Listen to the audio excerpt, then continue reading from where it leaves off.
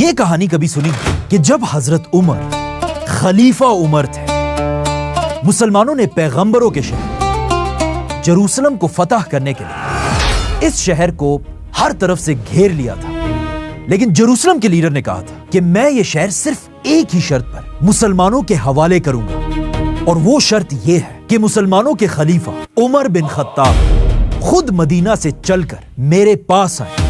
حضرت عمر نے اس کی یہ بات مان لی، اور پھر حضرت عمر صرف اپنے ایک غلام اور ایک اونٹ کے ساتھ مدینہ سے جروسلم کی طرف روانہ ہوئے۔ راستہ بہت لمبا تھا، اس لیے اونٹ پر صرف حضرت عمر نہیں بیٹھے، بلکہ حضرت عمر اور ان کے غلام باری باری کر کے اس اونٹ کی سواری کرتے رہے، اور اس طرح دونوں باری باری اونٹ پر بیٹھ کر جروسلم پہنچے۔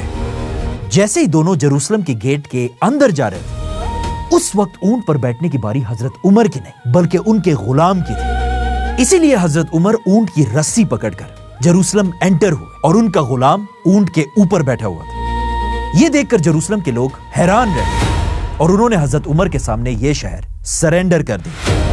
یہ کہانی ہم سب نے بچپن سے بار بار سنی، لیکن اس کہانی میں ایک بہت بڑا مسئلہ ہے۔ یہ کہانی اسلام کی کسی بھی کتاب میں نہیں لکھی ہوئی۔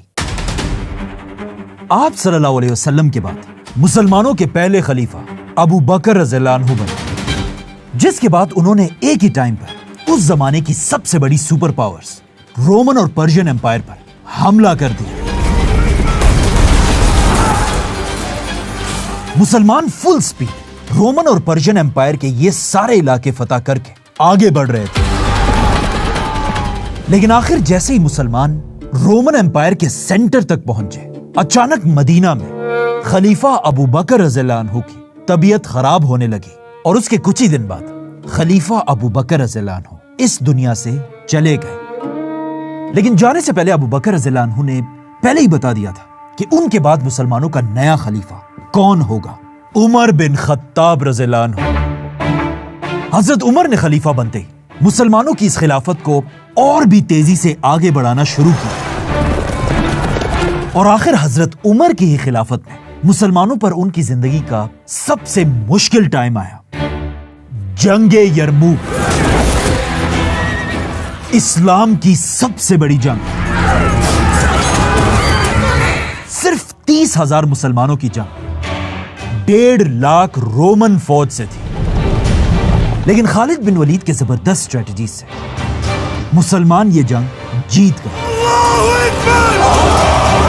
جیسے ہی مسلمان یہ جنگ جیتے، مسلمانوں کے جنرل نے سیدھا ایک لیٹر مدینہ میں خلیفہ عمر کی طرف بھیجا۔ اس لیٹر میں لکھا ہوا تھا، یا امیر المؤمنین، مسلمان یرموک کی جنگ جیت چکے ہیں اور رومی فوج تباہ ہو چکی ہے۔ اب آپ کا ہمارے لیے کیا حکم ہے؟ کیا ہم اسی طرح آگے بڑھیں، اور یا ہم آگے بڑھنے کے بجائے سب سے پہلے پیغمبروں کے شہر جروسلم کی طرف جائیں اور اس شہر کو فتح کریں؟ اور آف کورس حضرت عمر نے اس لیٹر کا صرف ایک ہی جواب دیا، جروسلم۔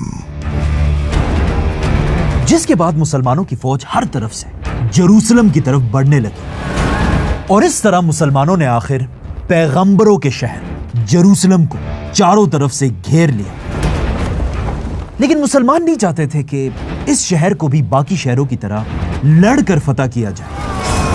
اور اس ہولی شہر میں لوگوں کا خون بہے۔ اسی لیے مسلمانوں کے جنرل نے جروسلم کے لیڈر کی طرف ایک لیٹر بھیجا، اور اسے بتایا کہ بغیر کوئی خون بہائے یہ شہر ہمارے سامنے سرنڈر کر دو۔ جروسلم کے لیڈر کو بھی مسلمانوں کی یہ بات اچھی لگی، اور اس نے کہا ٹھیک ہے، میں سرنڈر کرنے کے لیے تیار ہوں، لیکن میری ایک شرط ہے، میں یہ شہر صرف تب ہی سرنڈر کروں گا جب مسلمانوں کی اس پوری امپائر کا خلیفہ عمر خود میرے پاس آئے گا۔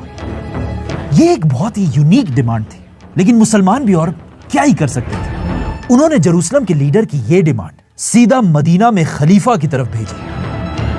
اور یہ لیٹر پڑھتے ہی حضرت عمر نے سارے بڑے صحابہ کی ایک میٹنگ بلائی، اور ان سے پوچھا کہ ہمیں اس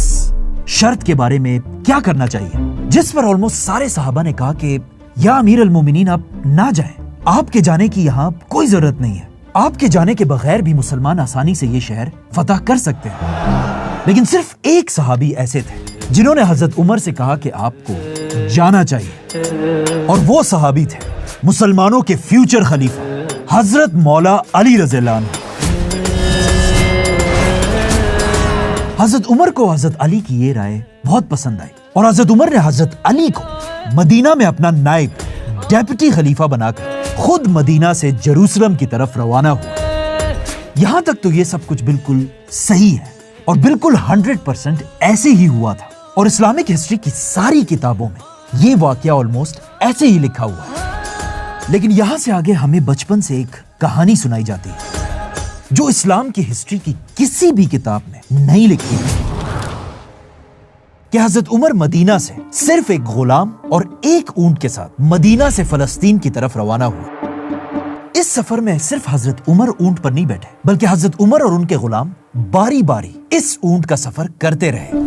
اور اسی طرح باری باری حضرت عمر اور ان کا غلام جروسلم کی طرف بڑھتے رہے، جو 1 مہینے کا سفر تھا۔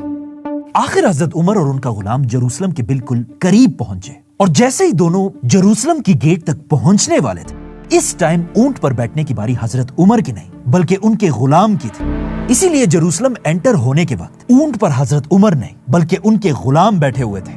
جسے دیکھ کر جروسلم کے لوگ حیران رہ گئے کہ خلیفہ پیدل چل رہا ہے اور ان کا غلام اونٹ پر بیٹھا ہوا ہے، اور اسی لیے انہوں نے جروسلم سرنڈر کر دیا۔ آف کورس یہ کہانی آپ نے بچپن سے کسی نہ کسی سے ضرور سنی ہوگی، اور واقعی میں یہ ایک بہت مشہور کہانی بھی ہے۔ اسی طرح یہ دونوں جروسلم میں داخل ہوئے، لیکن اس کہانی میں ایک بہت بڑا مسئلہ ہے۔ یہ کہانی اسلام کی کسی بھی کتاب میں نہیں لکھی ہوئی،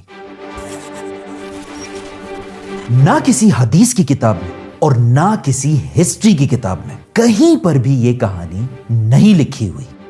صرف طبری، ابن اسیر، ابن کثیر، ابن خلدون کی کتابوں میں نہیں بلکہ اسلام کی ہسٹری کی کسی چھوٹی کتاب میں بھی یہ کہانی نہیں لکھی ہوئی۔ مطلب اسلام کی 1400 سال کی تاریخ میں یہ کہانی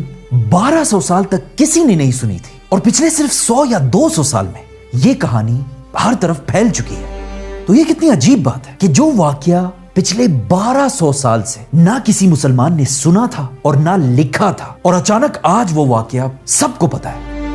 اور یہ صرف میں نہیں کہہ رہا، آپ کو میری بات سننے کی کوئی ضرورت نہیں، بلکہ یہ کتاب دیکھیں، تاریخ امت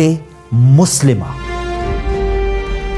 اور یہ کوئی عام کتاب نہیں ہے، یہ کتاب پاکستان کے ایک بہت بڑے اسکالر نے لکھی ہے، اور اس کتاب کا مقدمہ، انٹروڈکشن، پاکستان کے ایک بہت بڑے مفتی مولانا تقی عثمانی نے لکھا ہے۔ بدل بھائی کا باپ بھی قائم کیا، حدیث بھی لکھی۔ اس بک میں اسلام کی پوری ہسٹری ڈیٹیل سے ڈسکس کی گئی ہے، اور یہ کتاب جب حضرت عمر کے جروسلم والے واقعے تک پہنچتی ہے، ادھر یہ اسکالر لکھتے ہیں حضرت عمر کے جروسلم کے سفر کے بارے میں لوگ اکثر کہتے ہیں کہ سفر میں حضرت عمر کے ساتھ ایک غلام تھا، اور دونوں باری باری اونٹ پر بیٹھا کرتے تھے۔ جروسلم پہنچتے وقت حضرت عمر اونٹ کی رسی پکڑ کر چل رہے تھے، اور ان کا غلام اونٹ پر بیٹھا ہوا تھا، کیونکہ اس وقت اونٹ پر بیٹھنے کی باری غلام کی تھی۔ یہاں سے آگے یہ اسکالر خود لکھتے ہیں کہ بہت ڈھونڈنے کے بعد بھی مجھے اسلام کی تاریخ کی کسی بھی کتاب میں یہ واقعہ ضعیف سے ضعیف روایت میں بھی نہیں ملا۔ پتہ نہیں کہاں سے لوگ یہ کہانی لوگوں کو سناتے رہتے ہیں۔ اس کے بعد یہ اسکالر مجھے اور آپ سے، ہم سب سے کہتے ہیں کہ میں آپ سب سے گزارش کرتا ہوں کہ آئندہ یہ کہانی لوگوں کو سنانا بند کر دیں، کیونکہ اگر کسی نے بھی آگے سے اس کہانی کا ثبوت مانگ لیا تو پھر آپ کو اس کہانی کا ثبوت دینا مشکل پڑ جائے، کیونکہ یہ کہانی اسلام کی کسی بھی کتاب میں نہیں ملے گی آپ کو۔ اگین یہ میں نہیں کہہ رہا، اس کتاب کا مقدمہ مفتی تقی عثمانی نے لکھا ہے، اور یہ تو صرف پاکستان کے اسکالر نے لکھا ہے، ایون عرب دنیا کے بھی ایک بہت بڑے اسکالر علی سلابی نے بھی اپنی کتاب عمر بن خطاب میں اس واقعے کا کوئی ذکر نہیں کیا، صلی اللہ علیہ وسلم من خلال المنهج، اور ایون عمر سیریز جو حضرت عمر کی زندگی پر بنائے جانے والی سب سے اوتھینٹک سیریز ہے، اس میں بھی یہ واقعہ نہیں دکھایا گیا۔ تو اب کوشچن یہ ہے کہ پھر آخر اصل واقعہ ہے کیا؟